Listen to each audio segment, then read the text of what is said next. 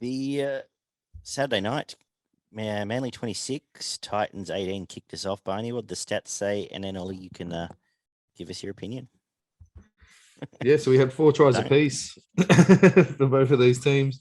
Four out of 4 conversions for Manly, 1 out of 4 for the Titans, and 1 out of 1 penalty attempts for Manly's the Manly team. 85% completion, played 77%. 34 out of 40 sets, played 31 out of 40 sets. 5 line breaks to 6. 24 tackle busts to 37. Wow. 5 offloads to 11. 4 forced dropouts to 3. 0 40-20s. 304 tackles played, 316. 4 ruck infringements to 5. 1 inside the 10 against Manly. 7 penalties conceded to 6. 7 errors to 10. Jake Turbo made 41 tackles. Aaron Clark with 34. Walker with 184 meters. And what the hell? Tino, sorry. Yes, with 164. The one's too close to Tino and it makes it look like Tanol. But anyway, Cooler with missed 4 tackles, made 15. Brimson missed 3 and made 22. Fafita made 120 Supercoach points. Olakawatu with 92 and Foran with 85. A bad night out. 2 runs for 120 Supercoach points, is it, Ollie? Jermaine Asako. Right. Roadblock, as I call him. I believe he's human, for one. I'm just questioning why the Dolphins are apparently going in so hard for Kalen Ponga when they've already signed their ready-made fullback in Jermaine Asako. I'd actually forgotten until this afternoon that he'd signed with the Dolphins, so I'm glad he's definitely not staying at the Titans. Although, if I'm Wayne Bennett watching his performances ever since joining the club, I'd be tearing his contract up. But anyway, yes, he's indeed the Antichrist, possibly. No, I shouldn't say that. But I'm not a big fan of Jermaine Asako right now. He epitomizes everything wrong with my favorite club, as does David Fafita to an extent, even though the past 2 weeks has probably been his best week. So I still expect more. But yes, this team just absolutely sucks.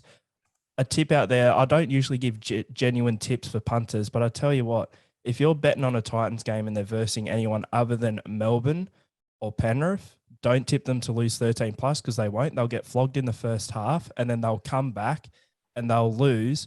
They'll still look horrible somehow, but they'll lose by about 8 points or 10 points. They won't win another game this year unless it's against an absolute shitter of a game against the Tigers again, or possibly Gumps Bulldogs. And I'm getting ready for bottom 4. I mean, like I know they've lost by 8 points to Manly, who were in the preliminary final last year, and all that. But I mean, just from what I've seen from this team, like, how can you win a game if you play for 40 minutes? I would hate to see, because it'd make me so sick and probably cry, where the Titans would currently be at if they played 80 minutes of decent football, because they'd be in a pretty good position. And it'd make me sad that they're not there. So give good analysis. I don't know. Isaac Leo was good. It was He was. fantastic. Yes. But I don't understand year forward rotation when Henry plays 40 minutes and Mo plays 38. They're probably the 2 best Titans on the field. And they were the 2 best, be 2 of your best forwards across that time. I don't talk about anyone else in that team. They're pretty crap other than that. Tino was good. You're underselling Tino. I am underselling Tino. You can talk about him in a minute. Manly, Olakawatu was fantastic. He could have scored 4 or 5 tries. So he was taking 3 or 4 blokes with him every time he ran the ball. Very impressive. Was giving them headaches. And I thought Ruben was all right. He was on one leg for a long time in that game. He was I was a bit. surprised he stayed out there. But while he was fit, he looked sharp. But when the game had to be won, DC won the game. I thought his kicking was fantastic yet again. And in the last 10, 15 minutes, he was taking 2 hit-ups a set as well, just because no one else was. He owned that game. I thought he led them home and could well have been a difference by the end of it. They miss Alloway was good till he went off. And Dylan Walker was again good off the bench. But, that's probably standard Manly. And they did enough to hold on. But like I said, I think more credit than necessary was given goes to DCE again here. Gumpy, what do you think of it? Look, about the same as you did, Daggy, in terms of that. And I know that it would be frustrating as a Titans supporter because I've said since week 2 when they started to show that they're consistently inconsistent in what they're doing. 40 minutes is bad, and the next 40 minutes is better. I agree with Ollie that it's still not great and it doesn't look fantastic, but they have those sparkling 15 minutes where they get a few individuals like Fafita and some others that do something really good and gets them sort of back into the game. And I don't know what it is, and they just need an 80-minute performance that's just solid to, like, it doesn't need to be great, just needs to be solid, that both halves that they're giving at least dishing up, 7 out of 10 for the whole game at least might make you happier as a Titans fan and whatnot. I think they've got so much potential as a footy team. They've got a good forward pack. They've got, the halves are a work in progress. They're probably still missing Campbell instead of Asako at the back. I don't know whether Brimson needs to maybe go to the back and then play another 6. Look, I don't know. They're basically trying to plug Azako into what Campbell would be doing.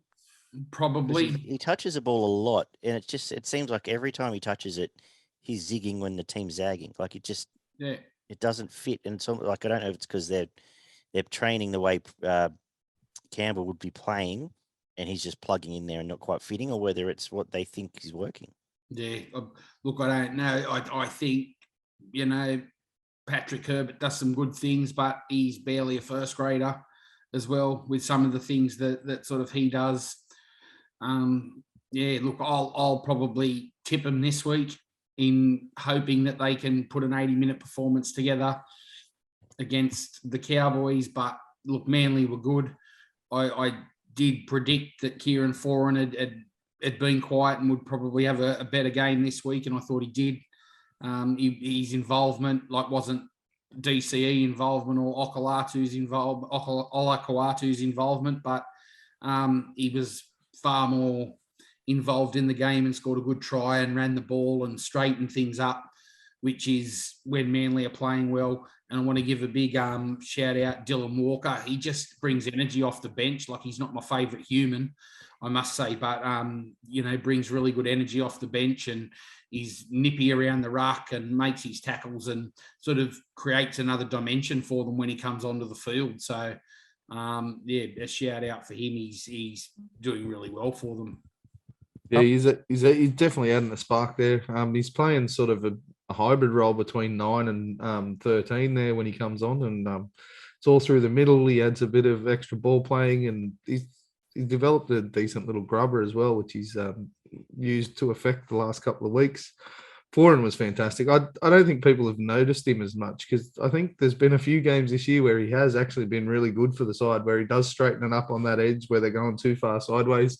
And you see a lot of teams, they go way too sideways way too quickly and then get stuck on an edge and get pushed out, or the ball gets flopped back inside and they either lose 20 meters and scoop it back up, or the other team dives on it and the play dies. So he's always dug into the line, hasn't he? He's really, really good at just straightening up, digging into the line.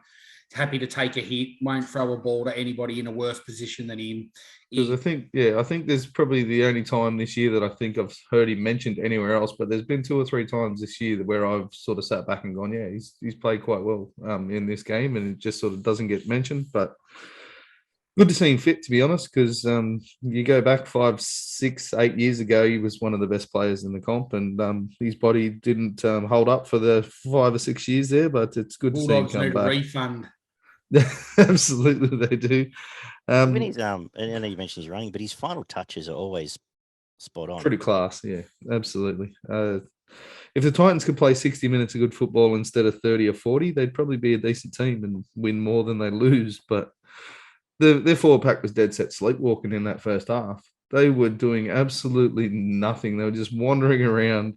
Even when they were getting hit on the chest with the ball, it didn't even spark them out of a walk. Like, I can't remember more than probably 4 or 5 times where I went, oh, that's a good run in the first half. They just sort of took it into the line and got tackled. And if you're not putting any pressure on the middles, you're not going to go anywhere when you try to get it out to the edges. Their defensive line speed is consistently as slow as anyone else in the comp. Yeah, absolutely. And they Just seem to me to standing. be one of the only teams that play that umbrella style of defense that went out, 20 years ago, Yeah. where the wingers and the centers rush up and the inside guys hold.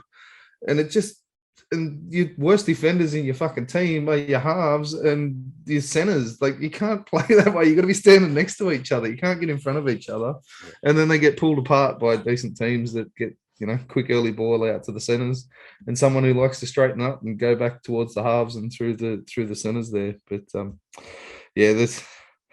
I thought it looked again like the Titans were going to get absolutely smashed and just put out of the team and out of the game. But they are now the Jekyll and Hyde of the NRL. They've taken the Warriors' mantle of being a good team for 5 minutes and then a terrible team for 10, and they've taken over. It's just what they do this year. They did it at the back end last year. I wouldn't even say back end, Barney. The entire season last year. Genuinely watching the Titans play every game last season and this year so far, there has been one time where I've thought to myself that they played 80 minutes of good football, and that's when they blitzed the Warriors in that last round to make the finals. Anything other than that has not even been, I'd say, maximum a 60-minute performance here or there. So, yeah, true to form, in the second half, they decided to wake up, and their fucking forwards actually put in and started putting dents in the middle of Manly's pack, which isn't the best defensive middles in the comp. There is a failing there in their defense, and if it is anywhere in the Manly side, it's through the middle. They don't move sideways well enough, and if you can sort of stretch the middle to one side and then come back to the middle, there's definitely some holes there. The young fella on the bench was, who was it? He played a ripper game last week for him and got 2 points. He comes on at hooker, Lawton. He was chalk and cheese from his performance last week. He was horrible in this one, considering how good he was the week before. I couldn't believe it was the same bloke, to be honest. But once Titans started to win the middle, they actually started getting some good, clean early ball out to their centers and their back rower in David Fifita, and he was the only reason that the Titans got close in this game. I know it was only 2 runs. He did a lot more work than he has done for any other game this season. He made close to 30 tackles, 14 hit-ups and 130-odd meters, whatever it was. I know probably 60 of those meters come in 2 runs, but he was definitely looking to get more involved. As I said, I'd love to see him just play 13. Just play him at 13 and put Tino back on that edge. Tino's going to do just as good a job on the edge and make him work through the middle. Make him, get him fucking fit. Get him the fittest back row in the comp, and he'd be the best 13 or 12 or close enough to in the comp. But they don't want to do that, so don't want to upset him, I guess. He's on a lot of money. So I thought Aaron Clark was pretty good. Tino, as I said, you were underselling him earlier. I thought it was one of his better games for the year, but he was asleep in that first half. Garrick, I thought he was looking really strong and then started hobbling around, as you mentioned. Paseka, again, off the bench, is one of their better players. For the last probably 3 weeks, he's been one of their better players coming off the bench with Walker. And Jake can tackle. What else can you say about Jake? He doesn't do much else, but he can fucking tackle. Yeah. TC and Foran were way better than the Titans halves, and that was the end of the game. Olakau'atu was he was the focus of their attack. He looked like the only way they were going to score points for a large part of the game, and he was the one who scored a lot of their points. So Olakau'atu with 3. I gave DCE the 2, and then I had either Fifita, Foran, or Tino for the 1. But I'd go with Foran, but I'm happy with Foran, given we talked about how he's underrated. Unless you really want to put up a stand there, Ollie. No, mate, I'm good.